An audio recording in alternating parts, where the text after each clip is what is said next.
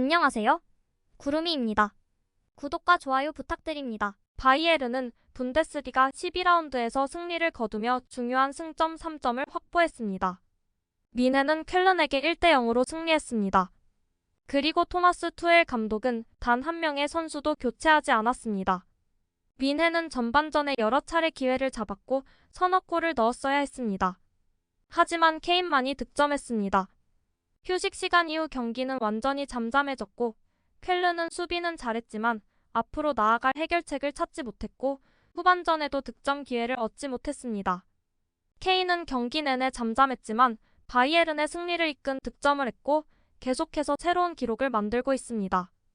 이번 골로 케인은 이미 분데스리가 역사상 그 어떤 잉글랜드 선수보다 많은 골을 넣은 선수가 되었습니다.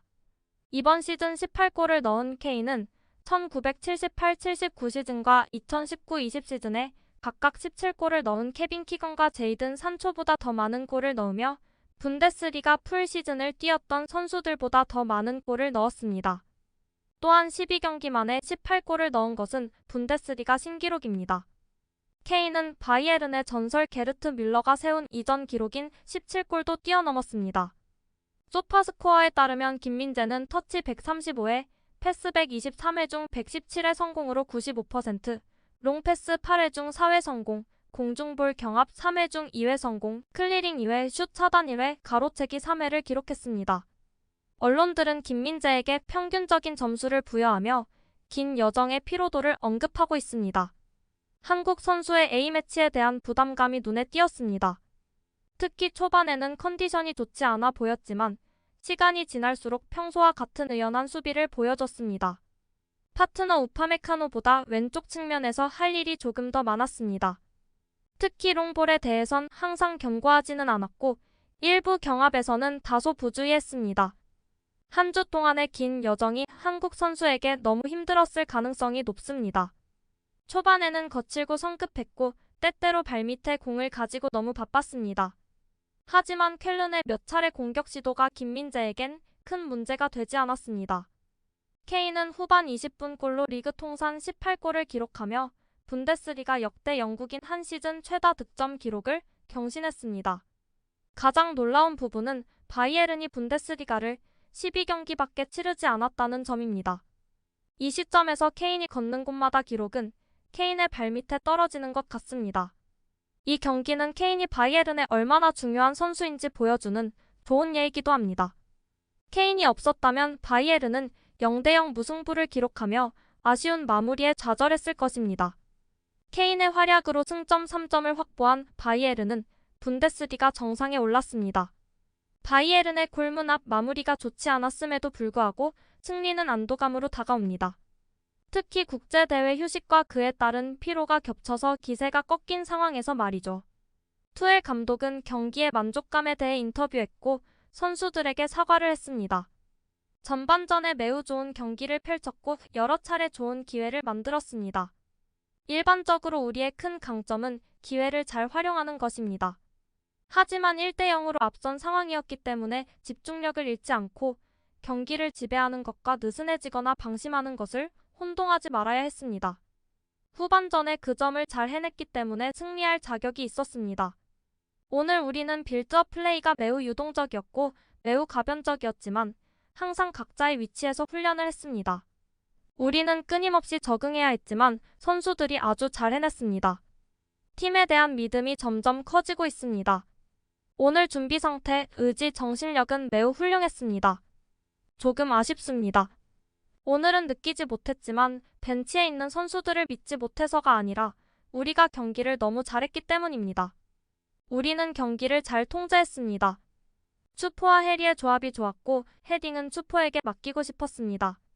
토마스를 어떻게 경기에 투입할 수 있을지 계속 생각했어요.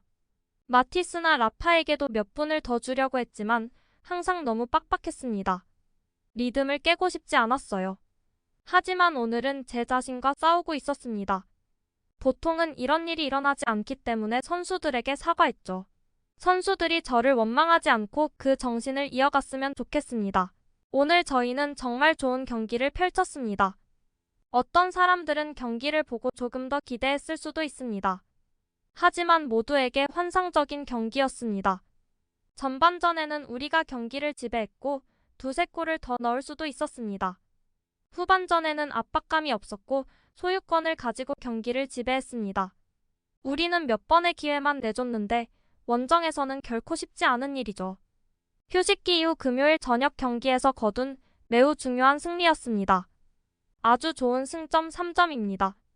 좋은 팀을 위해서는 모두가 열심히 노력하는 것이 중요합니다. 저와 사내, 킹슬리 코만 등 최전방과 미드필더들이 수비를 돕는 것부터 시작해야 합니다. 팀을 도와야 합니다. 결과가 가장 중요했습니다. 후반에 몇 번의 롱볼이 있었지만 그것도 우리가 잘 막아냈어요. 위험해 보이지 않았고 이는 좋은 징조입니다. 좋은 골이 저에게 떨어졌어요.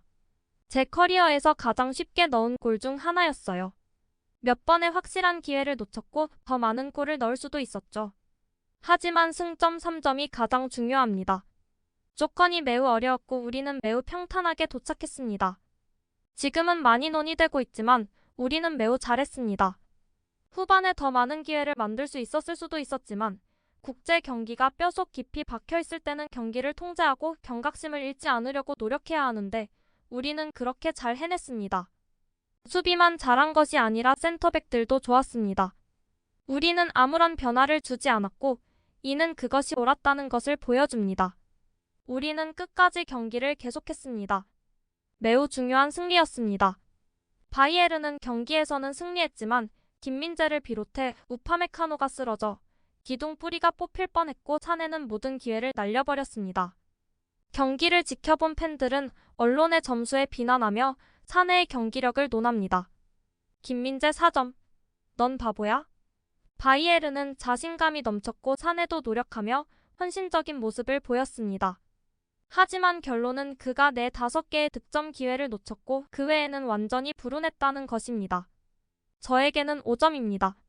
스폭스는 아시아 출신에 대한 반감이 있는 게 분명합니다. 처음부터 항상 김민재의 점수에 1.5점을 더합니다. 피부색을 보지 않고 평가하면 안 되나요? 김민재가 4점? 채점자는 경기 중에 술을 마시는 것을 줄여야 합니다. 김민재의 활약은 아무리 칭찬해도 지나치지 않습니다. 사내는 긴급히 휴식이 필요합니다. 그는 오늘 매우 존재감이 있었고 후반전에 잘했지만 에너지가 부족합니다. 이제 사내가 예전으로 돌아간다는 것은 오직 스폭스만이 부정할 수 있습니다.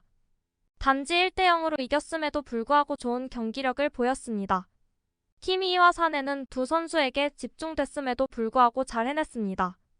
김민재가 몇 분 남지 않았다고 로벤 스타일로 모두를 흔들어 집중력을 요구한 장면도 좋았습니다.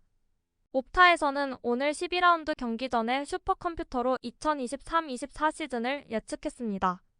옵타는 컴퓨터로 만번의 시뮬레이션을 돌렸습니다. 슈퍼컴퓨터를 사용한 옵타에 따르면 바이에른은 80%가 넘는 확률로 다시 한번 독일 챔피언이 될 것입니다. 반면 레버쿠젠은 61%의 확률로 2위를 차지해 비제쿠센이라는 타이틀에 걸맞은 성적을 거둘 것으로 예상됩니다.